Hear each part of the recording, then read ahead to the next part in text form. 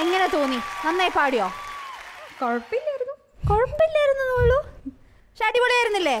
ആ യെസ്, ആരാണി തകർത്തില്ലേ? അതെ. നമുക്ക് ഇനി ജൂറിയുടെ മാർക്ക് അറിഞ്ഞാലോ? ജൂറീസ്,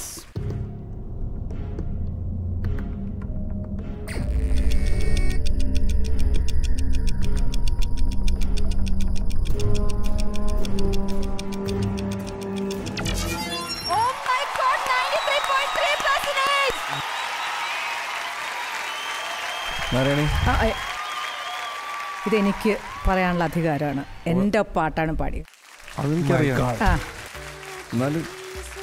ചേച്ചി ഇങ്ങനെ ലോക്ക് ചെയ്യുന്ന ആദ്യത്തെ പാട്ട് മാത്രമല്ലേ ഉള്ളൂ. എന്നാലും ആദ്യത്തെ പാട്ട് പാടിയല്ലോ, അതുകൊണ്ട് ഞാൻ പറയും. നാരായണി, മധുരമായൊരു ശബ്ദമാണ് മോളുടെ. ഡിഫറൻസ് ആവണം. നമ്മൾ സാധാരണ ഫീമെയിൽ പ്ലേബാക്ക് സിംഗർ എന്ന് പറഞ്ഞൊരു നമ്മൾ വിചാരിക്കുമ്പോൾ വേറൊരു ടോണാണ് എപ്പോഴും ഉള്ളത്. അതല്ലാതെ ഡിഫറെൻ്റ് ആയിട്ടൊരു ടോണാണ്. അത് മോളുടെ പ്ലസ് പോയിൻ്റ് ആയിട്ട് തീരും തീർച്ചയാണ്. കാട്ടൻമൊഴി എന്ന് പറഞ്ഞ പാട്ട് അത് വേറൊരു സ്റ്റൈലിൽ കേൾക്കുമ്പോൾ എന്ത് രസമാണ്. You made it sound so good.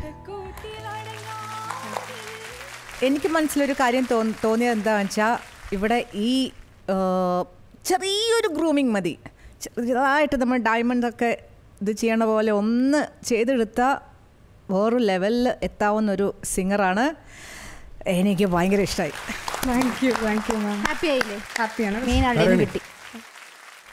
ഒന്നുമില്ല, കറക്റ്റ് ചെയ്യേണ്ട ഒരു 10-45 കാര്യങ്ങൾ മാത്രമേ ഞാൻ എഴുതി വെച്ചിട്ടുള്ളൂ. ഒന്നുമില്ല, 45 ഒന്നുമില്ല, ഒരു 4-5 കാര്യങ്ങൾ. ഒന്ന്, നമുക്ക് ബ്രെത്ത് കൺട്രോൾ.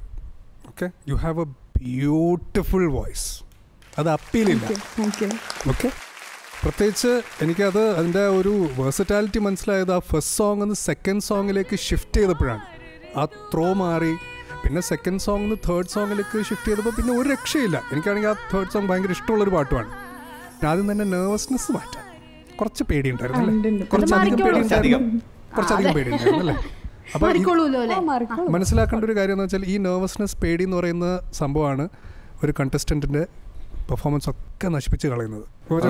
പറഞ്ഞാലുണ്ടല്ലോ ഷാനെ, നമുക്കിപ്പോൾ നമ്മൾ പോലും ചില സ്റ്റേജിൽ പെർഫോം ചെയ്യുമ്പോൾ എത്ര പാടിയാലും എത്ര നമ്മൾ ഹാർഡ് വർക്ക് ചെയ്താലും വർക്കൗട്ട് ആവത്തോലെ തോന്നും. അങ്ങനെ ചില നിമിത്തങ്ങളാണ്, ചില സമയത്ത് നമുക്ക് വർക്കൗട്ട് ആവത്തില്ല. അങ്ങനെ എനിക്ക് തോന്നിയത്.